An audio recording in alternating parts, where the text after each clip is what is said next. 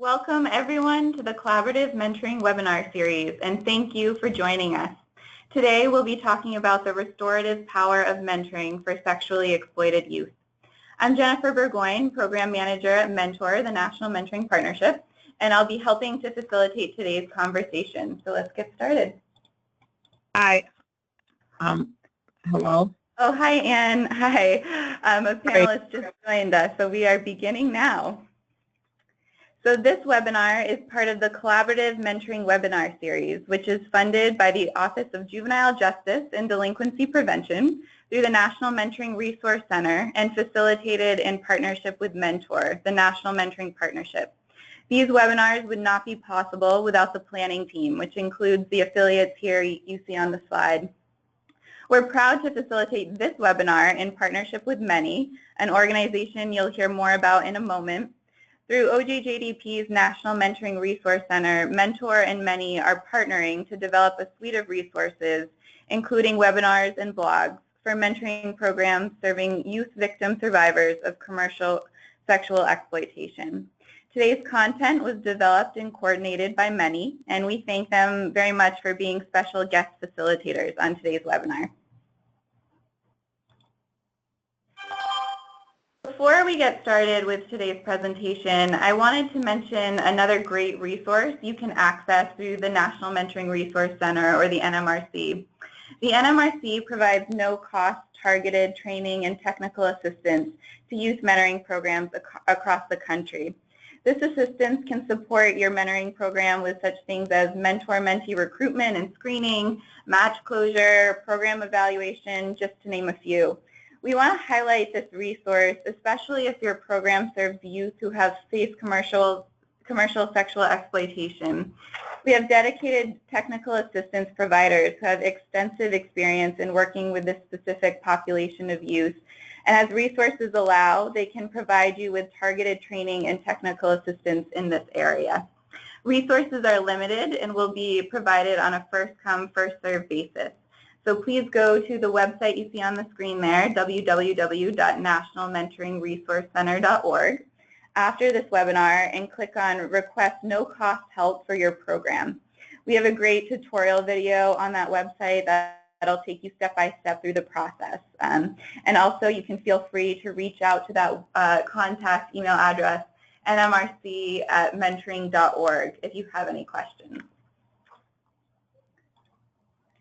So before we get started, I also wanted to just share some housekeeping information. In 1 week, you'll receive an email with instructions on how to download a copy of these slides and view the webinar recording. So if you're a note taker like myself, just know that these slides will come to you in about a week. You can also access this information directly by going to Mentor's website in the next week. And to continually improve this series, we're looking for your input. A short survey will pop up as you exit the webinar. Please take about 3 minutes and we will get your feedback. We do want this to be a participatory experience, so please use the question box to ask questions throughout the webinar. The Many team will be queuing up questions to share with panelists during the Q&A portion of the webinar. We may not get to all questions because it looks like there's several hundred of you on the line today, but we will do our best. The questions that we share with our panelists are generally ones that broaden or deepen the conversation. So with that, I would like to introduce Kendon Elliott, who will be facilitating today's webinar. Kendon is a technical assistance manager at Many, leading the Mentoring for Survivors of Commercial Sexual Exploitation project through the Office of Juvenile Justice and Delinquency Prevention. He has 15 years of experience serving marginalized youth in a variety of capacities, including youth experiencing homelessness, human trafficking and exploitation, LGBTQ youth, and those involved in the foster care or juvenile justice systems. His experience in program development, management, and training are built on a foundation of positive youth development, emphasizing authentic collaboration with youth. So welcome, Kendon. Thank you, Jennifer. And today I would like to also share some information about our panelists and about Many as an organization. So Many is the only national network of its kind that engages stakeholders across sectors to strengthen outcomes for youth and young adults at the highest need for victimization, at the highest risk for victimization and delinquency. Our Center for Research and Innovation builds on Many's history of effectively strengthening youth service programs and our continued deep connection to hundreds of organizations across all 50 states. Many reaches over 12,000 providers per year and engages in some sort of training, technical assistance, or consultation with about 3,000 of those folks annually. In addition, we have a membership of agency youth service providers that we engage more directly to identify and replicate promising practices in the youth service field. Together, we're able to advance this work in real time, raise the level of conversation around key issues in the youth service field, increase cross-sector communication, drive national research, and increase support for programs.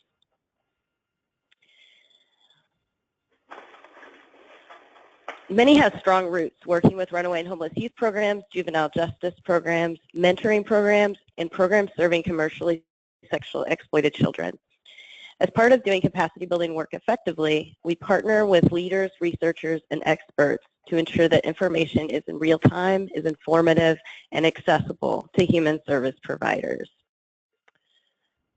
So for today's webinar, we're excited to welcome several of these experts from across the country. Each of them brings a unique perspective to this conversation. Today we have Dr.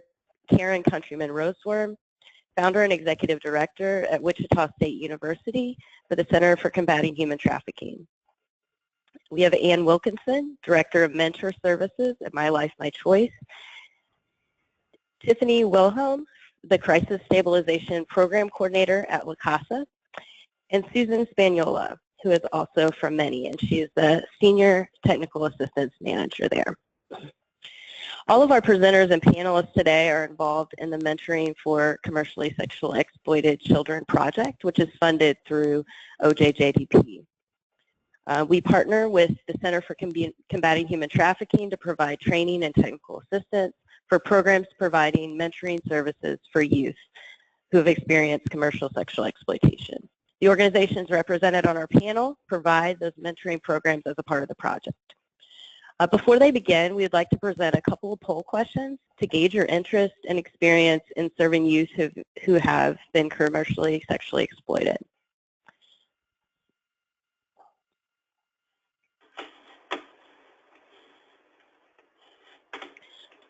And our first poll question, are you currently providing services who have been victimized or survived commercial sexual exploitation?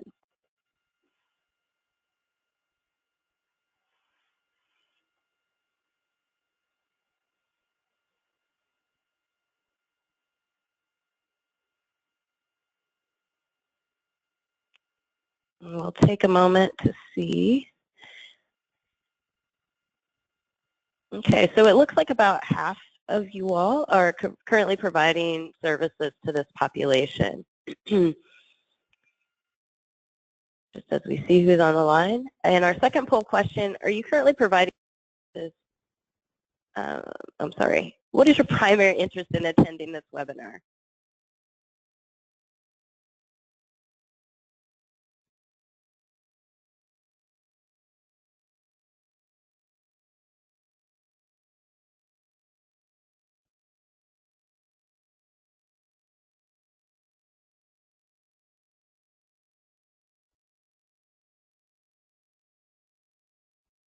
Okay, so it looks like the majority of you are interested because you're currently serving those who've experienced commercial sexual exploitation, and also a few folks who are interested in developing a program, and then some with a general interest. So thank you for answering those questions.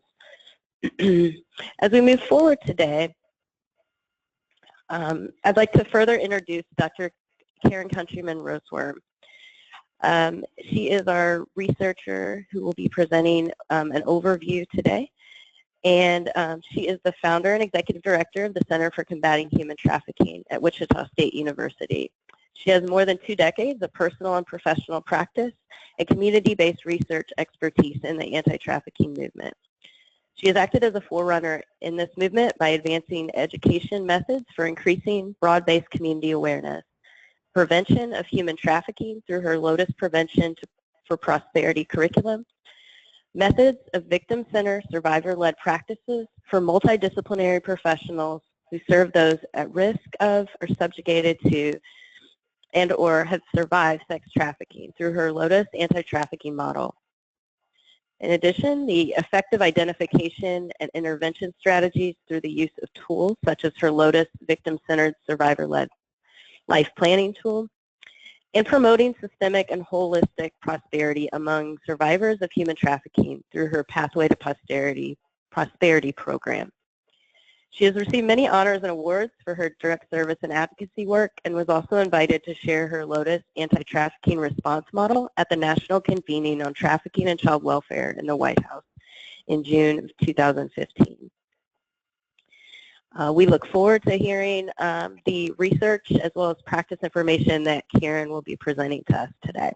And with that, I will turn it over to you, Karen. Thank you, Kendon. As Kendon said, I approach this issue of human trafficking very much from a personal as well as a direct practice as well as an academic standpoint. And because I have personally experienced it and have worked with survivors for many, many years and have also researched it. It is for this reason that I founded the Center for Combating Human Trafficking, and we are very proud to be survivor-founded, survivor-led, and survivor-operated. And together we offer more than 100 years of direct practice expertise. Again, because of our various viewpoints, we believe that even one person exploited is one too many. We also believe that we have to address this issue of human trafficking very much from a human rights or social justice perspective. Oftentimes in the anti-trafficking movement, those who have experienced sexual exploitation are talked about as though they are broken and damaged. And I think you all understand as mentors that we can invest in the lives of others, and they're not created to be broken and damaged, and that they can be holistically prosperous and whole and complete. And so thank you for the work that you all are doing. The Center for Combating Human Trafficking is dedicated to empowering and equipping our nation with research-based, evidence-informed practices to more effectively prevent, intervene, and promote prosperity in situations of abuse, exploitation, and human trafficking. And we do this through 6 methods: direct service facilitation, so specifically we have a prevention education program, as well as a program for victims and survivors of human trafficking. We also offer education, training, technical assistance and consultation, research, and public policy development. Kendon asked me to open up today by laying the foundation, offering some definitions of human trafficking, and then just briefly sharing some research on risk and resilience before we begin the panel conversation. It's going to be very quick, and so I really want to encourage you all to think of everything that you're hearing and process it in a way that leads you to action. And so I want you to maybe just jot down on a piece of paper to consider 3 things as you're listening today. Think about, what are you learning? What's the head knowledge that you're gaining? Number 2, what are you feeling? What is hitting home for you? What's going on emotionally for you? And number 3, what can you do? How can you turn this head and heart knowledge into action? Because again, it is going to be very quick. So in terms of commercial sexual exploitation of children, or otherwise known as sex trafficking, I want to just lay out these formal foundations. The commercial sexual exploitation of children includes crimes of a sexual nature committed against minors and includes victimization for financial or other economic reasons. CSEC, commercial sexual exploitation of children, manifests in numerous forms such as brothels, sex trafficking, mail-order brides, sex tourism, pornography, what we've historically known as quote-unquote prostitution, stripping, lap dancing, phone sex companies, etc. One of the most common forms of commercial sexual exploitation, which I'll abbreviate as CSE, is sex trafficking, child pornography, and child sex tourism. So sex trafficking is one form of CSEC, and it's important that we understand that. Sex trafficking is a form of human trafficking also known as trafficking in persons. And this sex trafficking, this form of abuse and exploitation, truly does occur on a larger continuum of violence, and it's important that we not separate that. That being said, specifically, human trafficking has been a federal crime since the passage of the Trafficking Victims Protection Act, otherwise known as the TVPA, of 2000.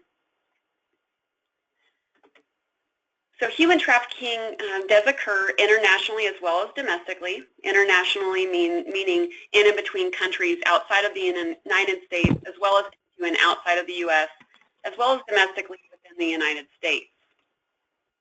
It also occurs labor trafficking or sex trafficking. So labor trafficking includes the recruitment, harboring, transportation, provision, or obtaining of a person for labor or services through the use of force, fraud, or coercion for the purpose of subjection to involuntary servitude, peonage, debt bondage, or slavery.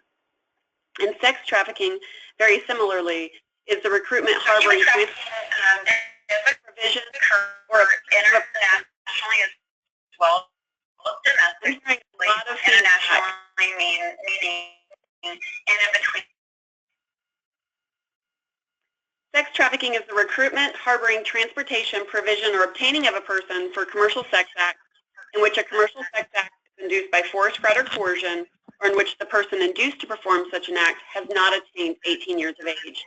It's important to point out on this slide, oftentimes folks separate labor and sex trafficking. There's often quite a bit of overlap of labor and sex, meaning that many young people who are trafficked for sex are also trafficked for labor and vice versa. I'd like to ask everybody to mute their lines or computers as I'm receiving a lot of feedback. So on the next slide, you'll see that when you look at the elements of the crime of human trafficking, it can be broken down into an action, a means, and a purpose. So in terms of the actions included in human trafficking, acts include recruitment, harboring, transportation, providing, obtaining of a person or attempting to obtain. Means include force, fraud, or coercion for the purpose of labor or services or commercial sex acts. So I want to bring some clarity to some of these terms under action. So recruitment refers to the process by which a victim is sought out or pursued by a recruiter or trafficker. With the intent to dehumanize and control their victim, recruitment includes a multitude of methodical social and psychological grooming or seasoning tactics, including things like bribery, flattery, threats, intimidation, cycles of abuse and affection, etc. I specifically want to point out the recruitment because one of the trends that we see occurring across the nation are minor victims being charged as traffickers because of their role in quote-unquote recruiting other minors. And so it's important to really be clear on that definition of what does recruitment mean, what does recruitment look like, particularly when that's occurring under the duress or under the control of a trafficker.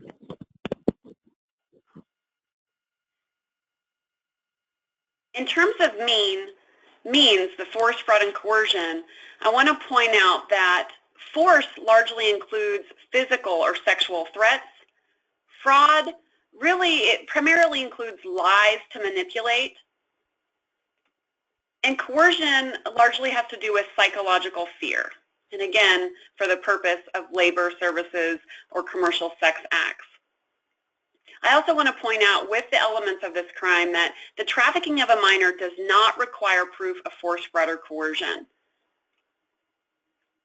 And I understand that there's a lot of terms that are being thrown around in the anti-trafficking movement in regards to commercial sexual exploitation, but ultimately the term commercial sex act is defined as the giving or receiving of anything of value to a person in exchange for a sex act. So even things such as survival sex, or otherwise known as survival rape, is included under this definition and should be considered commercial sexual exploitation or sex trafficking.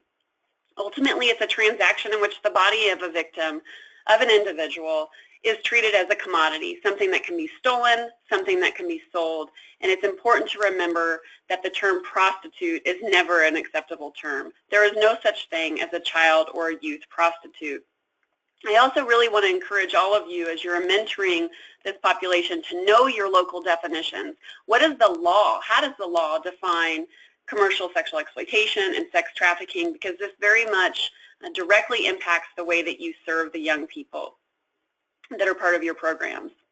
In terms of risk and resilience, I want to just briefly talk a little bit about some of our findings. We interviewed over 258 young people who were victims or survivors of commercial sexual exploitation and labor trafficking. And we asked two primary questions. What do you feel put you at risk for trafficking, and what do you feel helped you survive trafficking? Ultimately, we asked these two questions in the study to develop the domestic sex trafficking risk and resilience assessment in order to increase identification of young people at risk of or subjugated to domestic sex trafficking, but also in order to provide effective, individualized, strengths-based prevention and intervention strategies to young people at risk of or who are subjugated to domestic sex trafficking. We founded over 560 risk-related responses and also found over 132 resilience-related responses. So obviously I won't have time to cover that today, but I want to briefly just show you a concept map that illuminates the risk factors of trafficking. So what you'll see here, starting at the top of this concept map, is the exposure to layers of risk factors and traumas lead to a vicious cycle of additional risk factors and traumas that increase vulnerability to domestic minor sex trafficking subjugation. This occurs at two different levels: exposure to a normalization of risk factors by primary social groups, and exposure to a normalization of abuse factors by primary social groups. This then leads to lack of consistent and constructive life foundation, and this occurs at the family level as well as system level. System meaning young people who were in the custody of our social or justice systems of care. This then leads to individual maladaptive, unproductive, risk thinking, attitudes, and behaviors, which then leads to risk outcomes, things like truancy, running away, and this then increases their chances of direct exposure to a human trafficker. So just to give you a few examples of some of the normalization, exposure to and normalization of risk factors, survivors that we spoke with gave many stories when asked that question, what put you at risk, of being raised in homes, of being born into and raised into homes where there was significant abuse of alcohol and drugs. Other people talked about the history of exploitation in their families. So for example, one survivor talked about how her mother named her actually after her own trafficker. Abandonment, of course, was mentioned by many of the survivors that participated in our study, as well as direct physical abuse. And I will tell you that much of the physical abuse discussed by survivors as having put them at risk for sex trafficking actually occurred at the hands of foster parents and while they were already in the system of care. Other risk behaviors mentioned by survivors were things like lackadaisical parenting, parenting that was disengaged because of the adult's own addiction issues. Home mobility and transitions was also mentioned, and the lack of an inconsistent or the lack of consistent adults. Also things like the inability to meet their own needs and lack of unconditional adult support were listed as risk factors. So obviously these are risks that we're talking about that lead to trafficking, and if trafficked, there is exponential consequences. There's human, biopsychosocial, and spiritual costs. That being said, there is hope. There's variability in psychophysiological consequences, largely due to age, sex, unique individual characteristics, and also due to something called resilience. So I see we already have this slide up, and this is, again, a concept map of resilience factors. And what this shows is that the possession or obtainment of layers of resilience factors assist in protecting young people even when they're in a vulnerable state. And an increase in the number of resilience factors both decreases a youth's vulnerability to domestic minor sex trafficking and also assists in the ability for a youth to survive and even strive through domestic minor sex trafficking subjugation. When we coded all of the data, what we found is that there's 3 primary types of resilience factors. Individual characteristics or traits, things that they tend to almost have innately.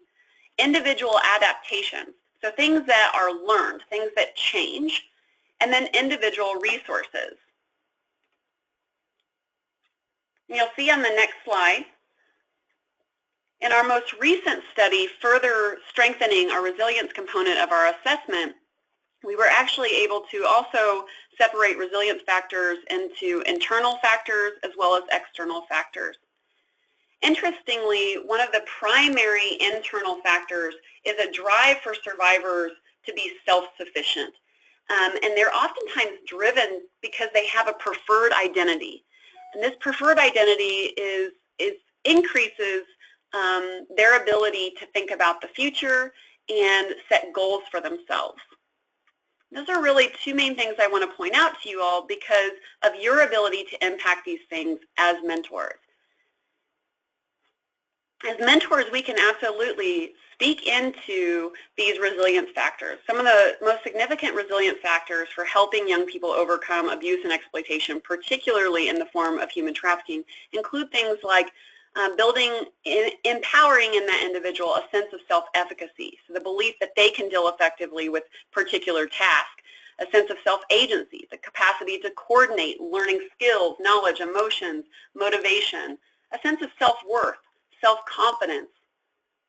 Also, some of the major things that we saw in young people were the ability for them to learn to think critically, question what was occurring in their lives, and then turn their pain into something positive and into a passion. And so again, I really want to encourage you all that to really act on what research is finding, that resilience is something we can impact. While some people are born with resilience, research shows that resiliency, the resiliency that really helps people overcome strain, trauma, stress, resiliency truly is a skill that can be taught and can be empowered, particularly by mentors. So I know that was a lot in a very little amount of time, but I want to encourage you to, if you're interested in this topic, to look towards some of our resources that are listed here on the slide, and feel free to read these manuscripts, these peer-reviewed articles, and also reach out to us at the Center for Combating Human Trafficking or many for further resources. Thank you, Karen, for that important overview and providing us with some really valuable information regarding commercial sexual exploitation of youth. Now we're going to move into our panel discussion and are joined by 2 other experts in the field. We have Tiffany Wilhelm, who is the Crisis Stabilization Coordinator at Causa and has served youth populations for over 10 years. Tiffany has a strong focus on crisis stabilization for youth vulnerable to high-risk situations and youth with significant mental health needs. As a program coordinator at Causa Social Services, Tiffany designs and supervises the implementation of the OJJDP-funded mentoring program for youth who have experienced commercial sexual exploitation and/or sex trafficking. She trains the incoming mentors and provides ongoing supervision of mental health providers. Tiffany facilitates psychoeducational groups for anger management, sex education, and commercial sexual exploitation prevention. We also have with us today Ann Wilkenson, who is the Director of Mentoring Services at My Life, My Choice, a program of the Justice Resource Institute. She directs the Survivor Mentoring Program for commercially sexual exploited and high-risk youth. Ann also works with service providers to augment and fine-tune their services for this vulnerable population. She brings a wealth of personal and professional experience and expertise, including over 20 years in the field of trafficking, domestic violence, addiction, and HIV services. So welcome, Ann and Tiffany. They will both be panelists today, and as well as Dr. Karen Countryman-Roswurm. So we'll just kick this off with some of our panel questions. So in what ways does mentoring support the healing journey for victims and survivors of commercial sexual exploitation? And Ann, we'll go to you first for this question.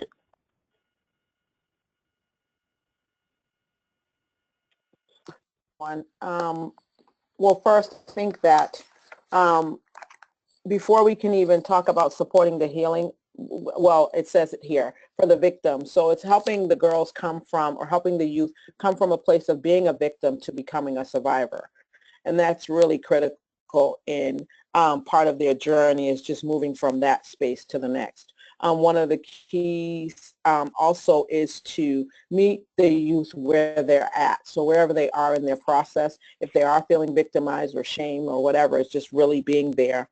And also, most importantly for our work, is that our survivors share their stories with the mentee. We refer to them as mentees, so you guys will hear me say that a lot.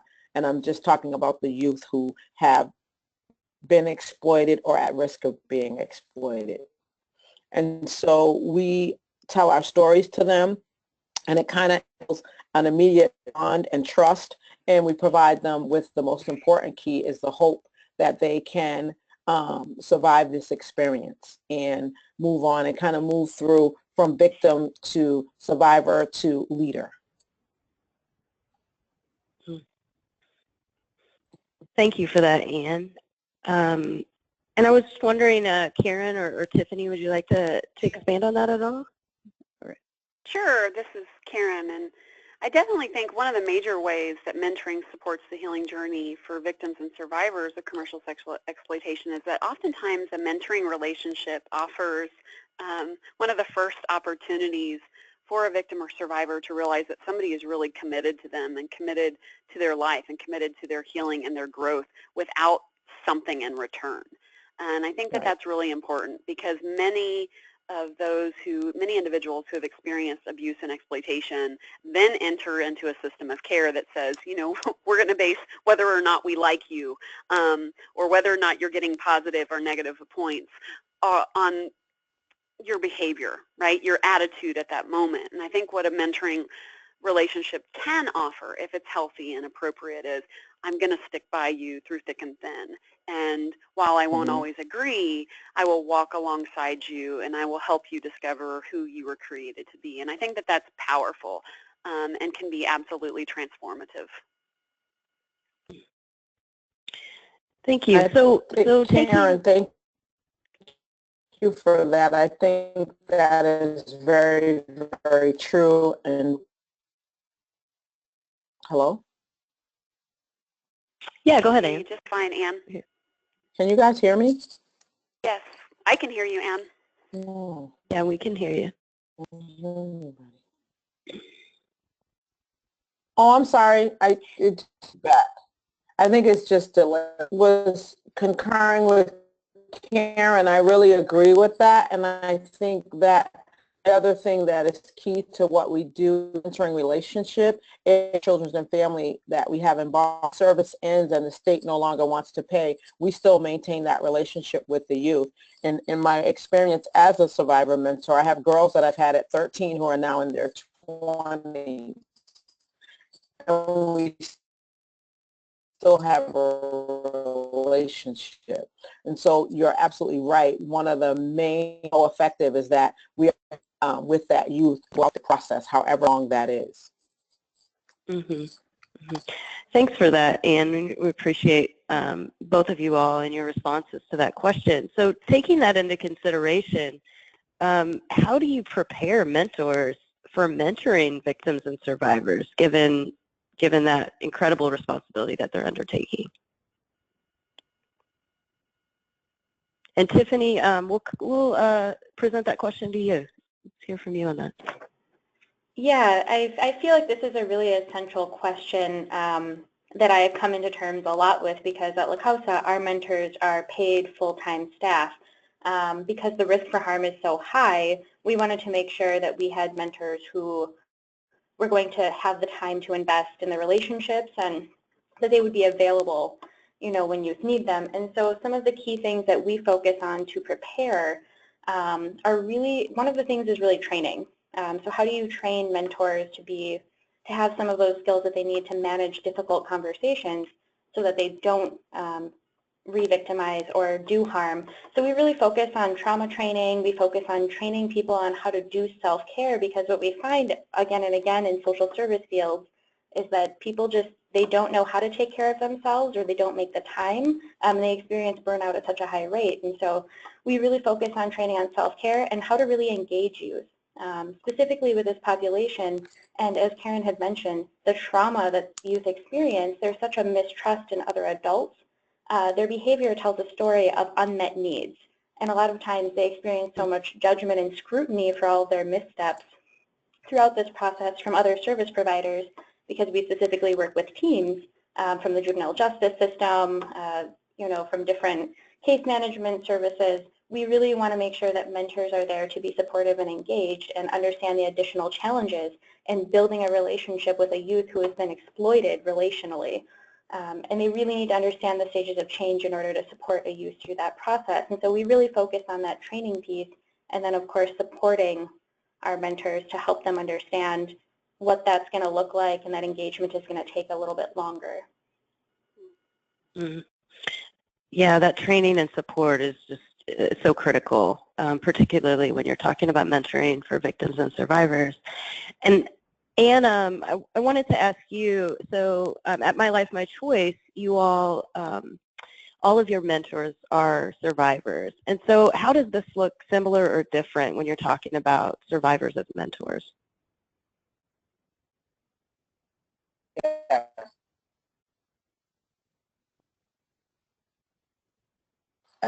It's a little bit different. Tiffany said the clinical support is definitely necessary. The mentor has to understand is that her personal experience is going to be, and so she needs to be in and only talk about part of her experience that she's okay with sharing. So you've got to be okay with sort of exposing yourself. You've got to be in a place where you've had enough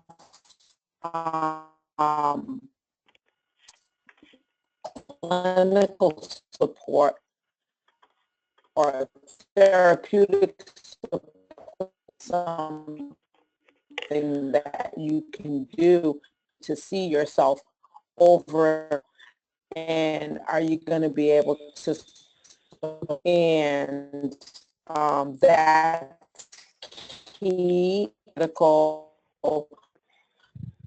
to it sounds like cutting in and out. You guys can't. Yeah. Can you Yeah, hear me and clearly? Yeah, and it seems like we're having some audio difficulties, so maybe we can cut to Dr. Roswurm while we try to work out your audio issues. So Karen, going to you in terms of thinking about that value of survivor voice and mentoring, how does this look when you're talking about mentoring youth who've experienced commercial sexual exploitation? Thank you, Ken. And yeah, I think the value of survivor voice is so powerful. And I say this on today, which is kind of a sad day for the survivor leader movement within the anti-trafficking movement. Some of you on the line may be aware that we lost somebody who had a powerful voice in the survivor leader movement, Jennifer Kempton, who was a friend of mine and who was a fellow leader in the movement and who mentored many, many other survivors across the country. With that, I want to also say, if you're not a survivor, thank you, and thank you for having the courage to walk alongside survivors and survivor leaders. We need non-survivors as well. That being said, it is our heart at the Center for Combating Human Trafficking and our belief that movements of any kind should be led by those they seek to serve. So think about perhaps the ridiculousness of maybe an all-male table sitting and making decisions about female reproductive rights, or a civil rights movement for African Americans being fully led by Caucasians. I mean, this would just be ridiculous. And in the same way, it would be ridiculous for us to not ever see survivors helping survivors of abuse and exploitation out of their situation. So again, this does not mean that others are not needed to walk alongside in other capacities. Rather, it's quite the contrary. no one can stand alone. I really do think it'll take all of us to take our country, our world, yet another step forward. But for disenfranchised populations, specifically those who are trafficked, to see the vision of a true possibility model rather than just a role model, I think we have to see more survivors step into the mentoring relationships. I think it's powerful and transformative to watch your people that have faced what you have faced, rise. And that's, again, very empowering. And I think it's also important for others to hear the true knowing, the true realities of abuse and exploitation from those who have experienced it. And again, I think that can be motivational not only to the victims and survivors, but to the larger community to see that, no, this population is not broken, this population is not damaged, and they really can overcome. And so again, the power of survivor voice is that it can not only transform the lives of those who remain in abuse and exploitation, but it can be a light to the whole community to say, no, these people are just people who have experienced violence, like so many other people who rise above various forms of violence, such as sexual molestation or even bullying, right? And so if they can overcome, so can those who are trafficked. Yeah, thank you for that important point.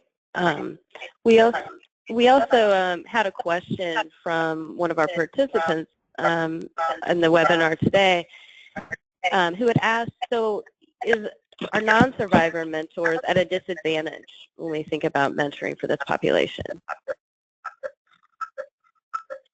This is Karen, Dr. Roswurm, and I would say I don't think necessarily so. I think it depends on the individual, and I think it depends on their training and their heart. I think often, sometimes, well, and I can just speak for myself that you know, I was not mentored, and I've received a lot of mentoring in my life. I still receive mentoring. Many of us need mentoring throughout our entire lives, and I've never been mentored by a person who has overcome what I've overcome. And in many ways, they served as a model of what I wanted to offer to my family, to my children. But again, I think that some of the major factors have to do with things like not seeing the survivor as broken or as damaged, not feeling sorry for them, not wanting to rescue, being in a mode where, yes, you're offering yourself and you're teaching and you're sharing what you know, but you're also coming as a learner. You're coming with the humility that you haven't had those experiences. And so I think it just depends on the individual needs of the victim or the survivor. And I think it also depends on the individual characteristics of the mentor who is a non-survivor. That's a really good point, because questions like that, you know, it really is individualized on what that particular young person might need. So Tiffany, we'll go to you. What are some ways that you provide support to mentors who are mentoring this population, whether they're survivors or not? What are some ways that you support them as they're doing this work? Thanks, Kendon. And Karen, I think that's a great point that you brought up, because at La Causa, we don't have survivor mentors at this point in time, and I am not a person with lived experience, and so I think it's important to emphasize that as we are training mentors and finding ways to provide that support, we do take that into consideration, and we do have some survivor leadership through our federal grant. We have a survivor coach who has helped with the implementation and coordinates with the training topics. So it is really important to harness that voice if you do have people without lived experience as mentors. And I think for us, some of the ways we specifically provide that support is, one, we do training. It's pretty intensive, but we also focus on having a monthly support group for mentors that is led by somebody with a survivor voice. To really bring support and help mentors understand and process their experiences with mentees. We also provide monthly in-services on topics that mentors are finding they're coming across, that they need that additional information to feel they can be effective in their work. And then they also receive weekly supervision with me as their direct supervisor for an hour. And as a supervisor, and knowing how incredibly challenging it is to work with populations of young people who've had these experiences, I really focus on building a supportive relationship with them so that they can bring not only their clinical concerns, but also their own insecurities and professional development about how they can do this work effectively. In addition to that, all of our supervisory staff are available 24 hours, and so if a mentor is in a situation that they're unsure of, they can contact us at any time. And because our mentors are housed in a system of care, which is Wraparound Milwaukee, we have a multidisciplinary approach because we find that mentors can't do this alone in our community, and they really need that additional support so we can really identify the role and allow the mentor to actually do the mentoring. And then because our staff are full-time employees, they do receive access to employee assistance programming, benefits, and paid time off, just so that they can make sure that they are routinely taking care of themselves as they do this challenging work. Mm-hmm. So it sounds like you provide a really high level of support for these mentors. Now, you know, for folks that are out there providing these types of mentoring services, many of them may work with volunteers rather than paid staff. Do any of you all on the panel have any insights of how the support may look differently when you're working with volunteers? And what are some ways, you know, or things that you can help mentors in their journey without it being an overwhelming time commitment? This is Karen. You know, one of the ways that we've really encouraged the participation of volunteers in mentoring individuals who have survived abuse and exploitation, specifically trafficking, is just investing in them as well. So ensuring that we identify, basically treating them as we want them to treat those individuals in our program who are victims and survivors. So recognizing their unique strengths, gifts, and talents and resources, and ensuring that we appropriately apply and utilize that in mentoring, number one. And number two, ensuring that we really train and equip them, that we invest in their development so that they can feel as though they're doing a quality service, that they're engaging in mentoring appropriately. And number three, just really showing appreciation, making sure that we stop and pause and celebrate them and thank them and show them gratitude. And obviously we regularly say, you know, anytime that we are engaged in social service work, right, it has to be pretty selfless, and yet at the same time, specifically and very particularly for volunteers, we do need to take the time to recognize them and thank them in order to encourage their continued participation in our programming. Mm-hmm. Great, thank you for that. So in hearing some of the things that you all have shared today, I'm sure others may have questions about, you know, just some of the safety risk and given the dangers, both physical and emotional, of youth who have experienced commercial sexual exploitation and just the trauma of those experiences. How do you ensure safety for both the mentors and the mentees? And Ann, we'll first pose that question to you. Okay, I kind of I wanted to speak on the other question, but how do we provide? Well, you're definitely welcome to speak to that as well. No, I mean, for the survivors, one of the things that we do in training them is they shadow. So what that means is the new mentor comes out and she goes with an experienced, a survivor mentor. Like myself, often it's me who trains them in the relationship between them and the new mentee that they have. I think it's really important you can learn a lot about this, but a majority of what you're going to get is hands-on. Nobody can kind of tell you how it's going to go because it's human relationships, you know what I mean? So, and each youth can be different, so it's really taking the time to help that mentor learn different techniques and watch different people and other mentors and see what's the best approach for them and for that youth. Because it's really critical. And in terms of our volunteers, because we work with minors, the volunteers do more administrative and support in our office.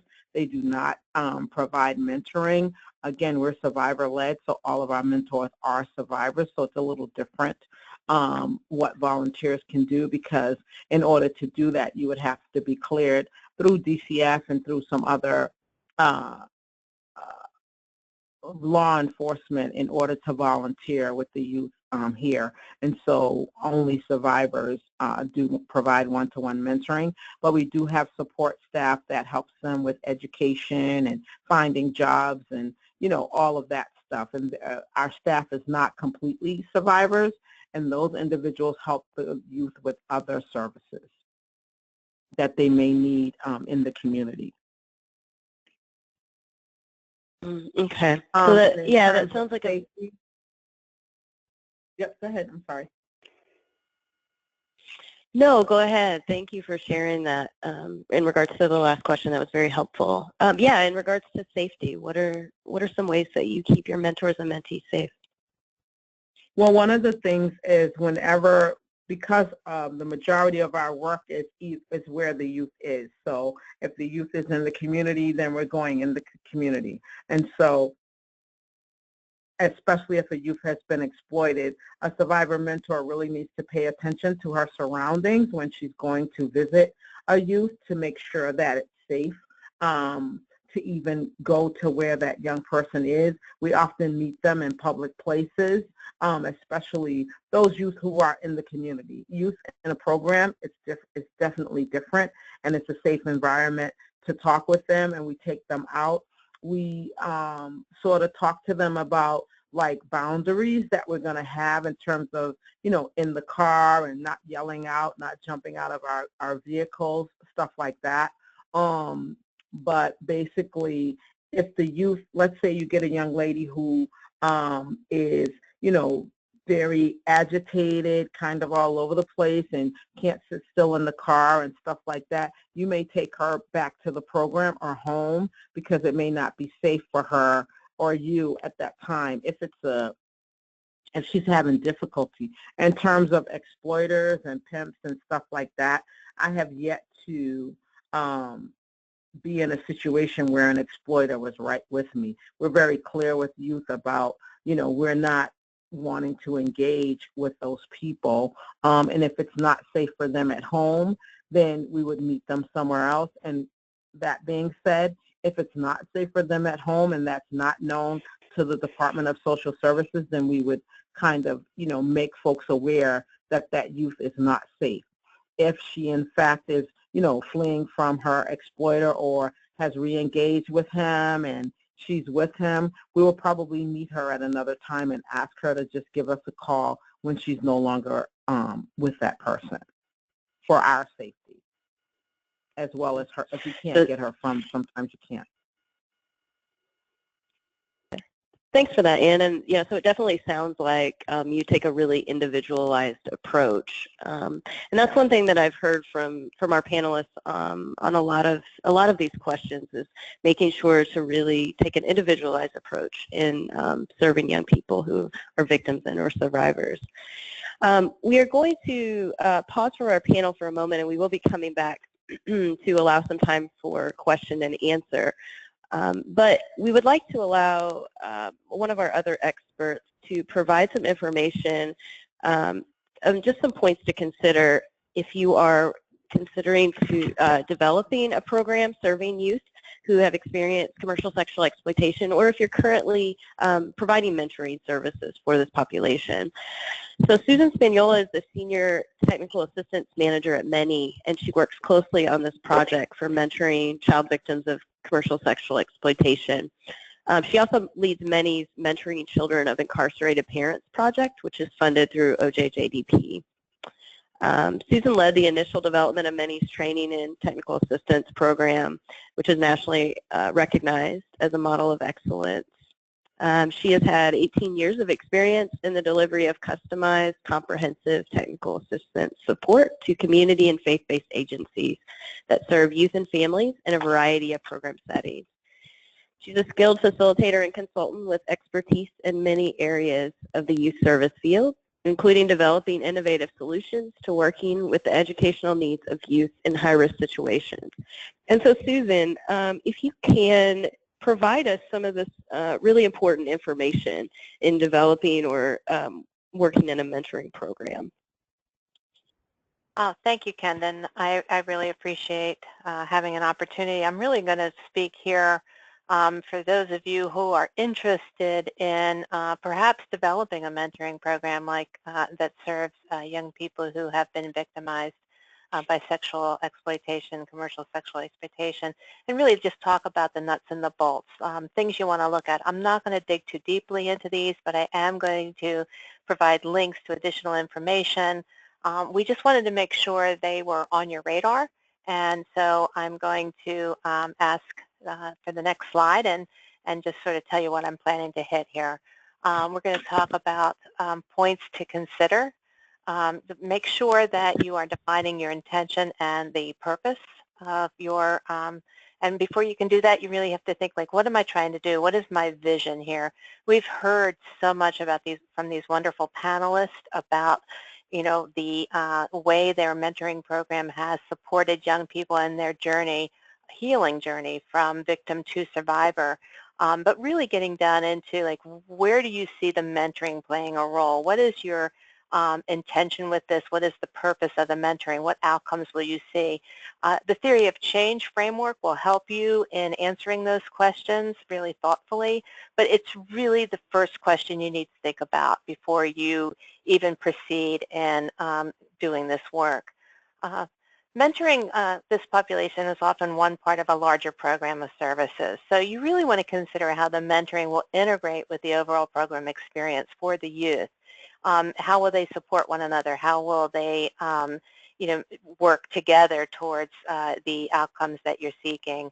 And once you're clear on these points, you'll want to consider what model will best achieve those goals and integrate well with what you're doing already. And you also want to consider those agency policies. I know Ann spoke to some of the considerations if you're considering a survivor-led model, and so your agency needs to be clear and able to make those adaptations in their policies in order to make that happen.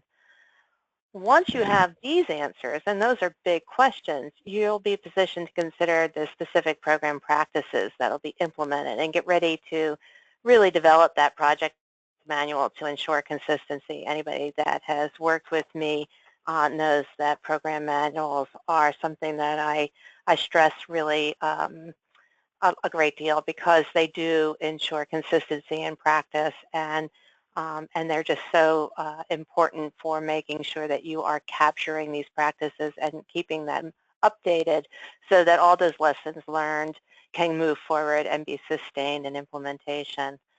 Next slide, please, Jen. The team framework, and I have a link to this for more reading on this, but it really provides a nice framework for considering the design of your program. And so I'm not going to spend a lot of time talking about each of these, but you really want to think, what's the focus? Is the focus of your project going to be that relationship? We heard our panelists talking about long-term relationships, walking, you know, through years, and then there are other focus that might be goal specific. It might be that the mentoring component is focusing specifically on a goal, and the mentor is going to be integrated to assist in reaching those goals. So what is the primary focus? And you're going to focus on both of these, obviously, but you're looking at the primary. You also want to think about how you're going to integrate the a voice and choice, and how are the young people going to be actively involved, not just in the relationship, but in the program.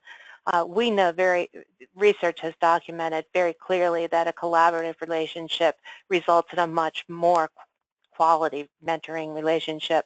So you want to be purposeful in thinking about how that's going to happen. And then you also want to think about the concept of, is this going to be a project that is time-based, or is it going to be an extended relationship? Some programs will have a very clear, specific start and end point, and that's communicated in the messaging up front. So think about those factors when you're doing a program design. Next slide, please, Jen. Thanks. And then you're going to really think about that model. And we heard a lot about models here already. I'm just going to pull out a couple of these. I'm going to just go out on a limb and say we have a lot of folks that know mentoring on this call. And so I won't talk about what one-to-one or group, but out in the field we do see some interesting models. And one of the things that we have seen is this concept of a hybrid, where one-to-one relationships are formed within a structured group setting, and then once folks have that level of safety, they may take it into the community and be out community-based. Others may start with that one-to-one relationship out in the community right from the start, so really thinking about that. Survivor-led, survivor-informed is a really critical component of doing this work effectively, and we've heard our panelists speak to this. If you are interested in having a survivor as mentors model, that is really important to look at some of the safety or the screening considerations that your agency is going to have to consider. But if you don't use that model, you definitely want to make sure you have survivor voice integrated. We heard Tiffany talking about a couple of strategies there where she has consults that spend time with not just the mentors, but also the young people doing self-care as well as groups. And so there is a survivor-informed component for that model. Are they going to be volunteers? Are they going to be employees? Both of our panelists have programs where the mentors are actually paid employees, but this work is also being done with volunteers. And then how are they going to integrate with the other program services? This link is to a topic in our toolkit, which I'll talk about more in a moment, that really digs into this concept of victim-centered and survivor-led practices. So I guess you all probably heard of the elements of effective practice for mentoring, and if you haven't, this is the link to that resource, and it's a wonderful resource. I've been doing this work long enough to remember when there was very little out there, and I just consider this resource such a treasure, and I know many people in the field who do. But these are the primary components that you're going to want to think about when you are designing and developing a program. And I'm just going to spend a minute to talk about the screening piece, that readiness for mentoring. We heard, I think all of our panelists hit on this a little bit when they were addressing the questions, really talking about what are the motivations for the mentor, why are they there, and what are they expecting to get out of this experience. But it's also readiness of the mentee. You want to make sure that the mentee is in a place where they are interested and want to invest in this activity. Do they want to mentor? Are they in a place where they're ready to take advantage of this in a positive way? Training, all the programs that we've had the opportunity to work with have in-depth training for their mentors as well as their mentees. So you're really going to want to think about what training are you going to have to prepare, but then what are the ongoing trainings that you're going to offer throughout? How are you going to inform what training topics you're going to offer? I'm going to just jump to closure and make sure that you have a very clear process for doing closure. Closure of relationships is important for anyone, especially youth, but youth who have been in relationships that are not necessarily balanced, healthy, two-way relationships, people who have disappeared from their lives. Closure is a really critical consideration. So how are you going to message this? How are you going to put out this concept? And how are you going to prepare folks for it? Our considerations there. I do want to leave time for question and answers, so I'm going to ask you to go to that next slide. And these are live links, and I believe Jennifer has shared that this is going to be available to you, so it will be very easy to just click these things and find out more about these topics. The Shining Light on Commercial Exploitation, Sexual Exploitation of Children is a toolkit that was developed by the Center Combating Human Trafficking and many, and supported by OJJDP. And we're very excited to be able to offer this. It has a number of specific topics to help you to explore this further, and I have live links to some of those topics here, as well as some other resources.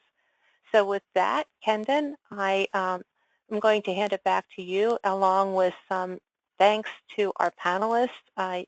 You guys are amazing, and I'm glad that we have some time to hear more from you.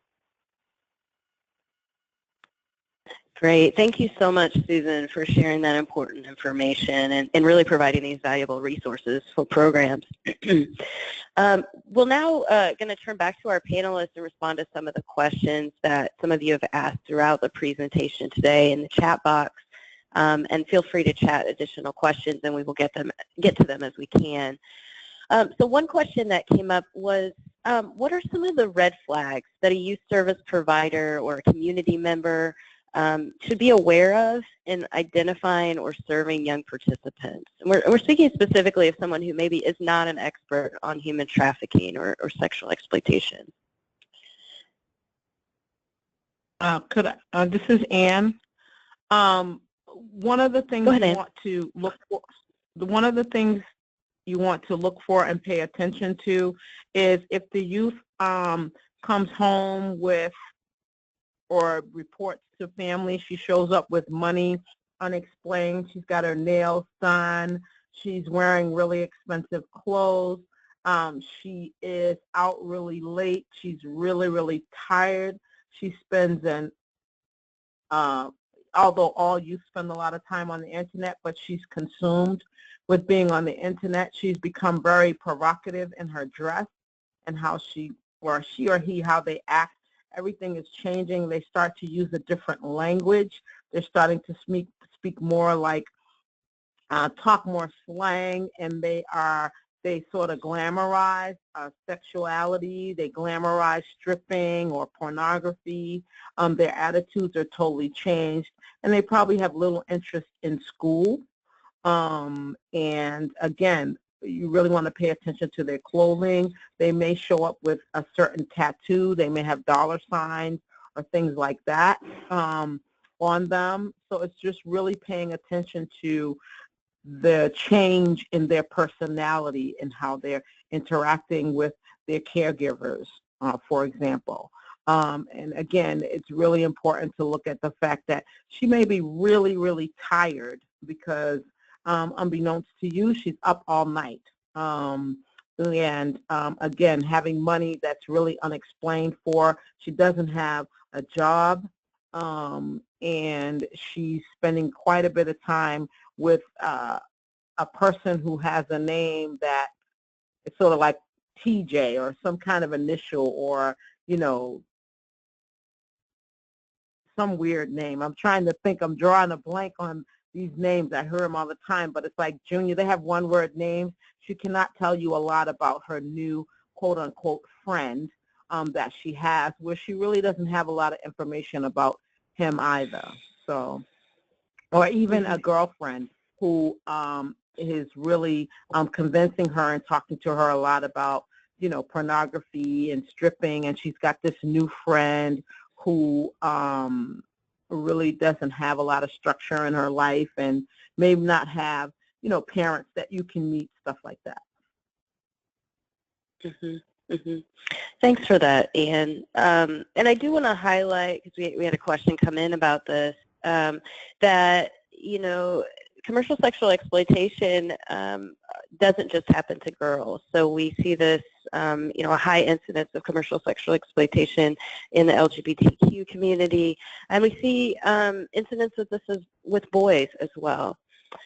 Do any of our panelists today want to speak to some of the stereotypes that we might see when we talk about youth who've been victimized?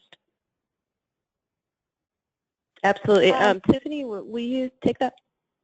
Yeah, so one of the things I was going to mention is it's a great point, because in our community we actually do serve trans youth and males as well in our program. In Milwaukee, there have been some reports here in the Midwest that say up to 50% of trafficked youth are boys. So it is something we take into consideration. We work very closely with a local organization called Diverse and Resilient, who provides LGBTQ competency and CSEC-specific experiences of LGBTQ identified youth. And so we do provide that to the mentors, and they do work with those youth, and they receive a monthly consultation with Diverse and Resilient to get that additional insight and resources as well. So we do recognize that population, absolutely. And I know My Life, My Choice does do some work as well. Yes, we Ann, do. Can you speak? Yes, please. Sure. We work with boys and transgender youth as well. And again, it is a little smaller pocket. We've just started piloting a program to work with boys and transgender youth, and many of which, as Karen mentioned in her first the first part of her presentation, it's kind of referred to as survival sex, because many of these young people are displaced, and not a lot of them have a quote-unquote pimp. However, they are definitely exploited, and we also find that female mentors kind of work well with them as opposed to male mentors. I don't know why, but we're kind of seeing a little bit of that. That hasn't been a barrier for us yet because, again, our program is females. We don't have any males that work here. Excuse me, the transgender population and, you know, gay young men is definitely an area that needs to be addressed as well, because they're definitely being exploited and often overlooked. Mm-hmm. Absolutely. Thank you for definitely addressing that important question. We're going to go to one more question before we have to start our wrap-up for today. And then, you know, as we said, we will provide all of this information that will be sent out in an email as well. And you will have the contact information for our presenters today. What are the red flags that you should look for when screening for mentors? As we know, with the young people who have been commercially sexually exploited, there may be some increased vulnerability there in that trauma history. So how do we avoid recruiting happening, maybe by mentors or other youth that are mentees? Whoa. The red flags for mentors, as in terms of a survivor mentor, I would think that she would at least have to be out of the exploitation, out of the life for at least 5 years, and having done some work on herself that she's okay with, you know, disclosing and sharing with us. And I have yet to have a mentor that recruited youth. So I'm going to leave that part for someone else to answer. I think, again, we talk about how important it is for our young people to have someone safe that they trust. So we would hope that no one is taking advantage of them, especially by exploiting them. If we have a young lady, we have had a few young ladies come to My Life, My Choice into groups that were starting to recruit girls. We pulled them from the groups, and we usually still work with them one-to-one and try to get them to a place where, you know, they are no longer in the life. However, if they are, then we're very careful not to have them with other youth. If another youth discloses that someone talked to them about it, we kind of try to interrupt that relationship and pull that, again, we have to pull that youth away from the other girl, and we may have to do some one-to-one work. And if she's not ready, then we will let her know that when she is ready to exit the life and exit the world of exploitation, that we're here for her. But we can't take the risk of her, you know, recruiting other youth. We don't want to do that. Mm-hmm.